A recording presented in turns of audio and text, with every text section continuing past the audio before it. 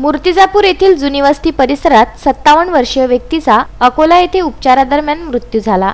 त्यानंतर हा व्यक्ती कोरोना पॉझिटिव्ह असल्याचा अहवाल दिनांक 17 मे रोजी आल्यानंतर अनेकांना विलगीकरण कक्षात ठेवण्यात आलं होतं। आतापर्यंत कोरोनाचा प्रकोप हा शहरी भागापर्यंतच मर्यादित होता, मात्र सध्या स्थितीत ग्रामीण भागामध्ये सुद्धा कोरोनाने आपले पाऊल ठेवले आहे।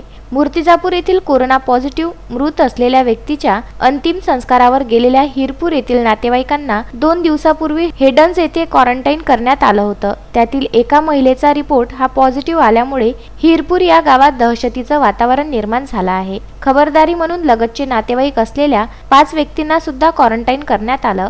तालुक्यातील जामठी प्राथमिक आरोग्य केंद्र अंतर्गत असलेल्या हिरपूर येथे कोरोना पॉझिटिव्ह रुग्ण आढळून आल्याने 12 पथक तयार करण्यात आले असून त्यांनी 567 घरांना भेटी दिल्या। 5 लोकांना विलगीकरण कक्षात ठेवण्यात आलं तर 22 लोकांना गृह विलगीकरण कक्षात ठेवण्यात आलं आहे।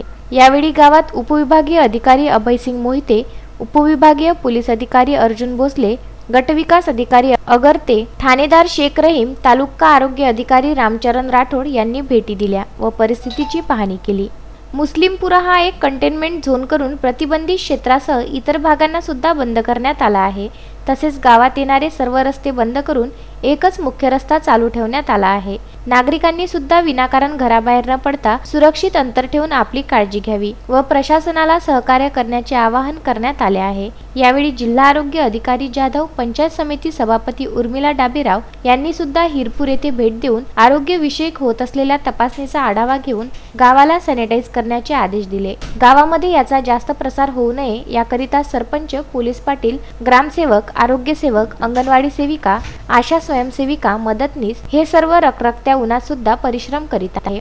बाळासाहेब गणोनोर, विदर्भ न्यूज, मूर्तिजापूर।